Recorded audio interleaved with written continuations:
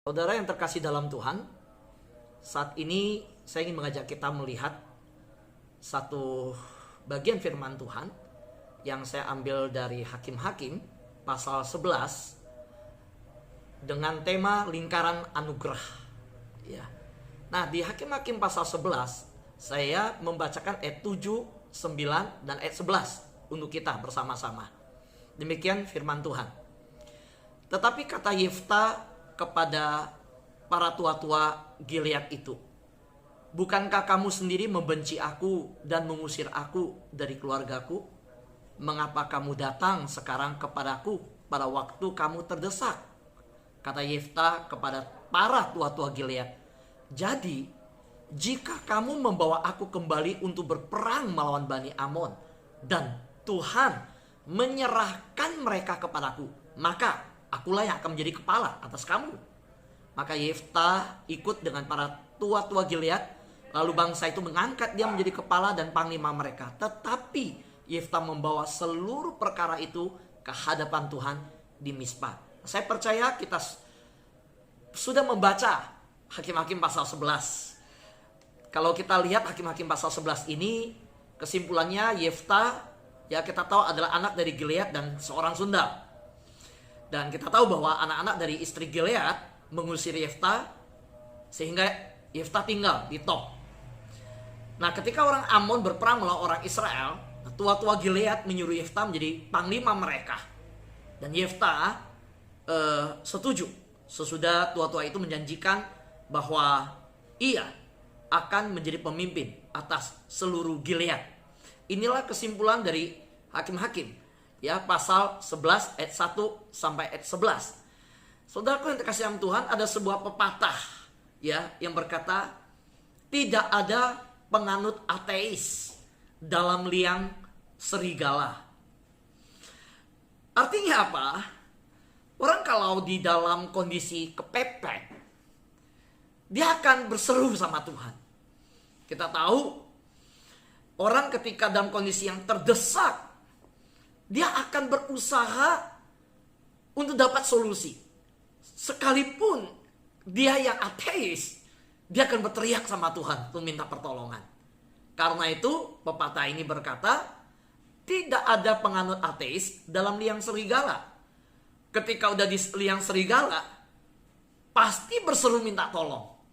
Pasti cari pertolongan.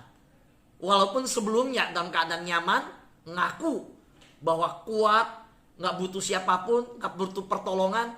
Tapi ketika dalam keadaan terdesak, pasti butuh pertolongan. Inilah yang menggambarkan keadaan Israel. Saudara, ini yang menggambarkan mereka yang datang, para tua-tua yang datang kepada Yefta. Saudara, para tua-tua yang datang ke Yefta, tua-tua Gilead, terdesak. Oleh karena apa? Karena mereka mengalami ancaman yang dikatakan dari orang-orang Amon. Menyerang mereka, berperang melawan orang Israel. Nah, mereka dalam keadaan yang terjepit, terhimpit, dan tidak ada jalan keluar. Lalu mereka datang ke Yefta. Ini saya namakan awalnya penolakan, lalu pertobatan. Inilah penolakan dan pertobatan dari tua-tua di Gilead. Kalau kita lihat di ayat 2, bukankah mereka menolak Yefta? Dikatakan juga istri Gilead melahirkan anak lelaki baginya. Setelah besar anak-anak istrinya ini, maka mereka mengusir Yefta. Katanya kepadanya, engkau tidak mendapat milik pusaka dalam keluarga kami, sebab engkau anak dari perempuan lain. Saudara, Yefta ditolak awalnya. Tapi apa yang terjadi ketika bangsa Israel terdesak dan terjepit?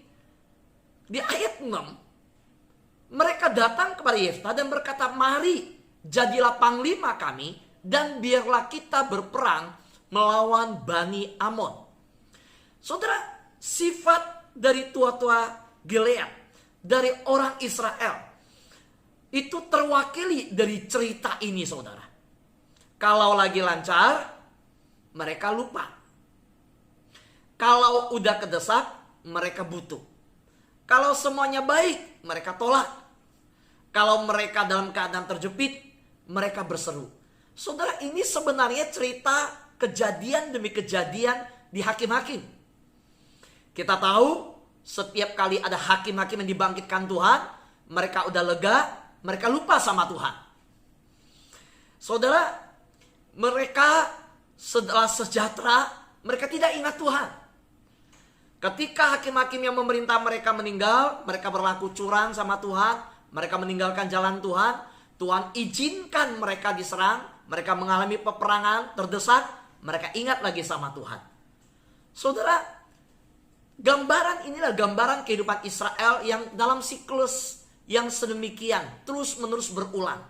Di dalam hakim-hakim diceritakan terus, ketika mereka ada hakim-hakim, mereka hidup setia. Hakim-hakim tidak ada, mereka hidup rusak. Terus dalam lingkaran yang sedemikian. Tetapi saudara, malam ini saya sampaikan, ada satu lingkaran yang namanya lingkaran anugerah. Kalau Israel berada dalam lingkaran yang menolak Tuhan lalu bertobat, menolak Tuhan, terjepit diserang lalu bertobat, menolak Tuhan dalam keadaan terhimpit, bertobat, butuh Tuhan lagi. Saudara, mereka dalam lingkaran penolakan dan pertobatan. Tetapi saudara, saya mau nyatakan ada satu lingkaran namanya lingkaran anugerah. Kita lihat bahwa mereka berkata, kami menginginkan engkau bukan karena siapa dirimu, melainkan karena apa yang dapat engkau perbuat bagi kami. Saudara tahu, mereka mempersoalkan akan Yeftah dengan latar belakang yang ada. Jangankan Yeftah saudara, Yesus dengan mujizat-mujizat yang diperagakan begitu luar biasa. Mereka cuma bilang, bukankah ini anak tukang kayu? Mana bisa orang seperti ini sampai hari ini sedemikian populer dan luar biasa. Saudara tahu bahwa Yesus pun ditolak karena mereka melihat latar belakang daripada Yesus. Bukan hanya demikian saudara, setiap pemimpin-pemimpin yang ada, kalau saudara lihat, mereka sampai minder sendiri saudara. Saudaraku yang terkasih dalam Tuhan, kita melihat Yeftah mengalami satu titik respon yang begitu luar biasa dalam mendidik, menasehati, memberikan sebuah peragaan kehidupan rohani yang begitu baik.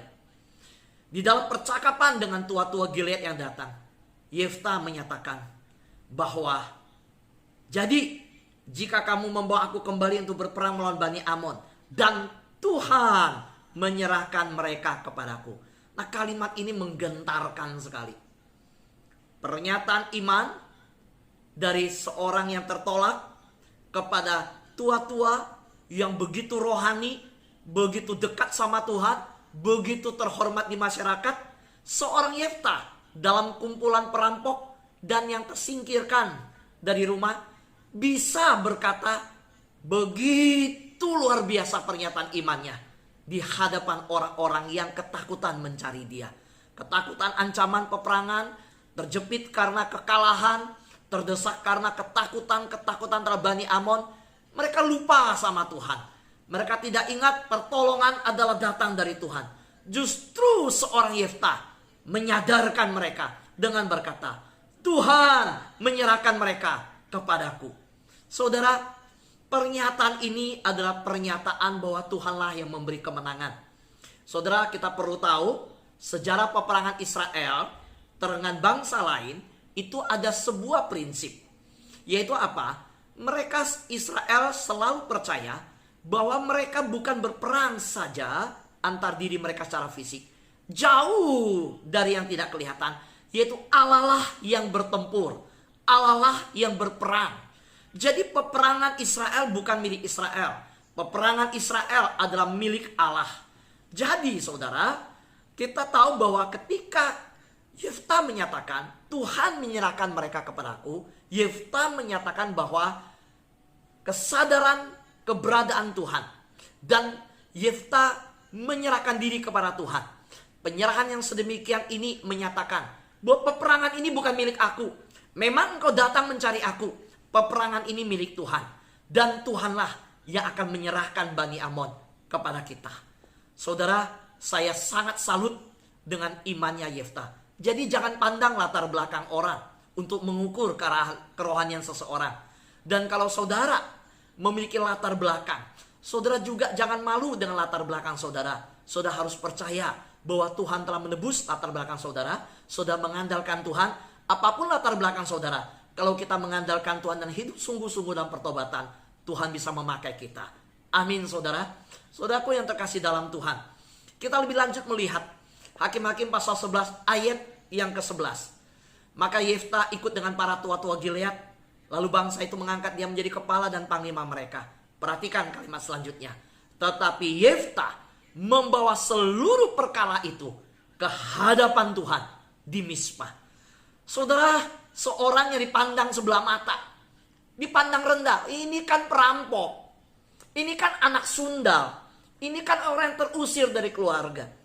Tapi saudara, kita tidak tahu ya, tidak ada catatan Alkitab menyatakan bagaimana kehidupan rohaninya. Tetapi dari pernyataan dan tindakan kelakuannya, Yeftah adalah orang yang begitu beriman. Saudara, iman itu tanpa kelakuan, tanpa tingkah laku yang diwujudkan, itu iman yang kosong. Saudara, pengakuan iman itu harus disertai dengan tingkah laku dan perbuatan. Yeftah di dalam kehidupannya, mungkin secara pribadi dia punya pemupukan rohani, kita nggak tahu. Tetapi dari pernyataannya, dari gaya hidupnya, dari lifestyle-nya, dari pola kehidupannya, yang menjadi gaya hidupnya adalah Tuhan. Dia bawa perkaranya di hadapan Tuhan, saudara. Terus saudara, kalau lihat lingkungan kehidupannya dengan para perampok, dari latar belakangnya terusir, dari latar belakang keluarga dia adalah anak sundal.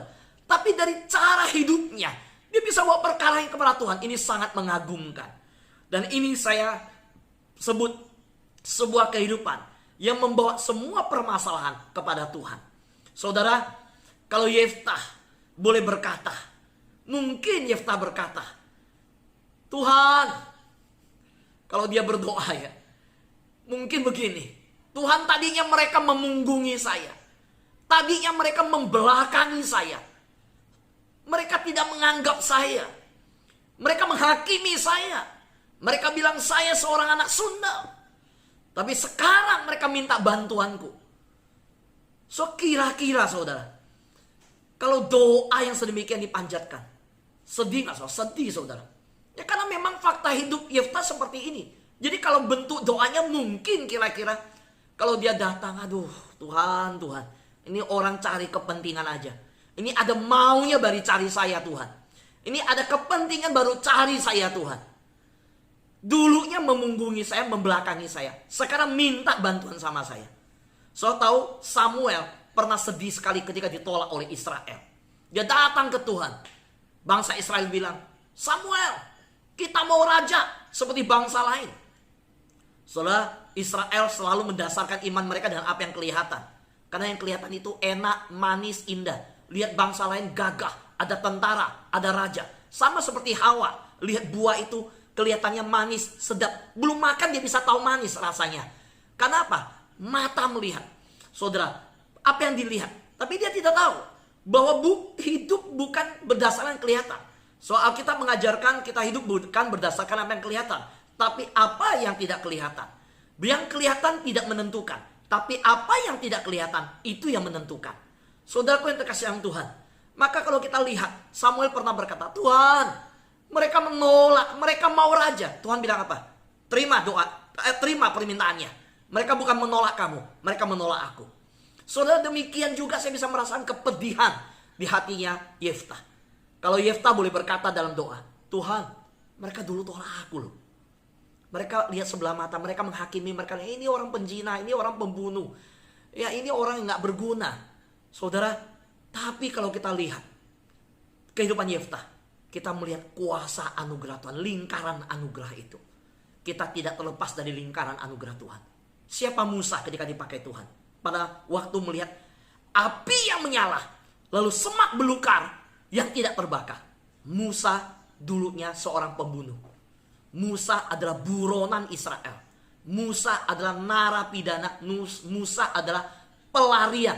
Musa adalah seorang DPO, daftar pencarian orang. Tapi Tuhan pakai hidupnya. Kalau saudara lihat siapakah Yakub? Penipu. Namanya aja penipu. Dan jelas dia menipu. Tapi Tuhan pakai hidupnya. Saudaraku yang terkasihan Tuhan, maka sekali lagi bukan latar belakang menentukan, tapi kehidupan sekarang yang sungguh-sungguh mau bertobat dan mau dipakai Tuhan. Yefta tidak menyimpan akar pahit. Ketika Yefta datang, Yefta tidak dengan sombong berkata, nah lo sekarang rasain, susah kan diserang Amon, setengah mati kan, tunggu dulu, biar mati sebagian baru aku tolong. Tunggu dulu. Enak aja sekarang susah baru cari saya. Susah baru, dulu hina-hina saya. Dulu menghakimi saya. Dulu bilang saya pembunuh. Dulu bilang saya penipu. Sekarang lu cari saya, baru tahu. Nah, rasain. Enggak, saudara. Yefta udah selesai dengan masa lalunya. Yefta udah berdamai dengan dirinya. Yefta udah selesai segala dendam dan akar pahitnya. Yefta sudah selesai dengan Tuhan setiap persoalannya. Jadi Yefta dengan tegar berkata, ayo, Tuhan akan menyerahkan mereka. Yuk kita berangkat. Saudara, saya tidak tahu konflik apa yang kau hadapi dalam hidupmu. Saya tidak tahu masalah apa yang kau hadapi. Dan saya tidak tahu masa lalu apa yang terjadi dalam hidupmu. Tapi kalau hari ini kita mau libatkan Tuhan dalam hidup kita. Kita mau melibatkan Tuhan dalam menghadapi konflik-konflik kita. Saya percaya Tuhan sanggup membawa masalah kita kepada sebuah titik terang dan sebuah penyelesaian. Haleluya. Amin, saudara. Ya. Saudara yang terkasih dalam Tuhan, saya mengutip satu kalimat Timothy Keller. Dia berkata, apakah Allah setia terhadap kebahagiaan Anda? So, pertanyaan ini menggelitik saya. Saya langsung mengambil kalimat ini untuk mengutip, membagikan bagi saudara. Dia berkata, apakah Allah setia terhadap kebahagiaan Anda? Dan jawabannya tegas. Timothy Keller berkata, tentu saja, pasti setia. Walaupun begitu, jika Anda datang kepada Tuhan untuk membuat diri Anda bahagia, Anda datang kepada Tuhan yang keliru. Nah, kenapa saudara? Kenapa? Dia berkata Allah setia, pasti tentu. Apakah Allah setia terhadap kebahagiaan Anda? Pasti. Tapi kalau Anda datang kepada Tuhan untuk membuat diri Anda bahagia, Anda keliru. Kenapa? Perhatikan baik-baik kalimat selanjutnya. Anda harus memiliki kesadaran bahwa Anda datang kepada Tuhan karena Tuhan menciptakan Anda. Karena itu, Dia memiliki Anda.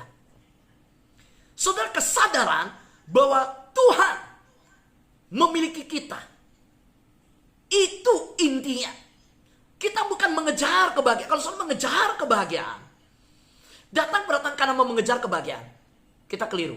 Tapi kita datang kepada Tuhan karena Tuhan memiliki saya. Saya miliknya, Dia owner.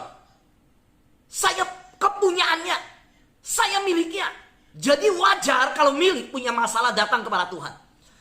Kalau sebagai pribadi yang dimiliki oleh Tuhan, saya nggak bahagia. Saya ada masalah. Saya ada persoalan.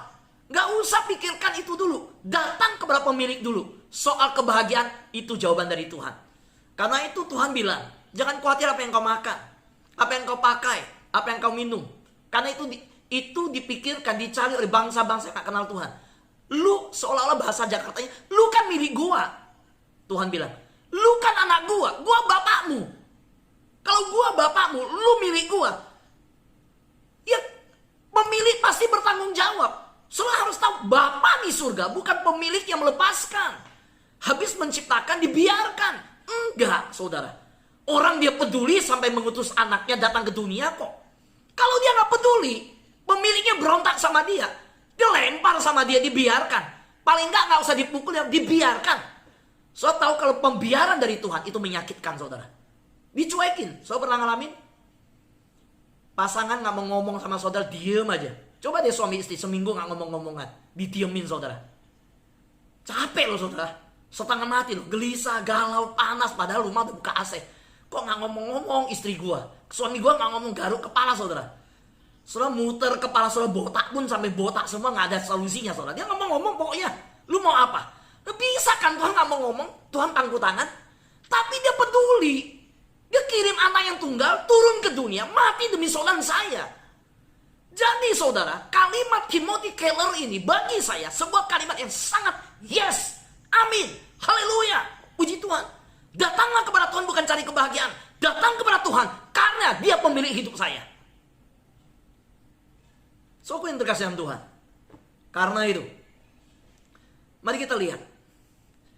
Saya ambil dari buku The Practice of the Presence of God, dari seorang penulis namanya Brother Lawrence.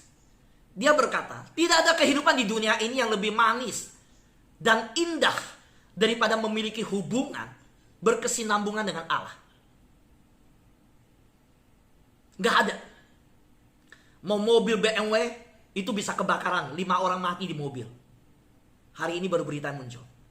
Mau rumah indah, besar, dengar Jakarta mau banjir, cuaca ekstrim sore ini sampai besok, nanti malam jam 11 sampai besok jam 5. Bogor akan turun hujan besar Jakarta. Lu juga gak tenang hidupnya.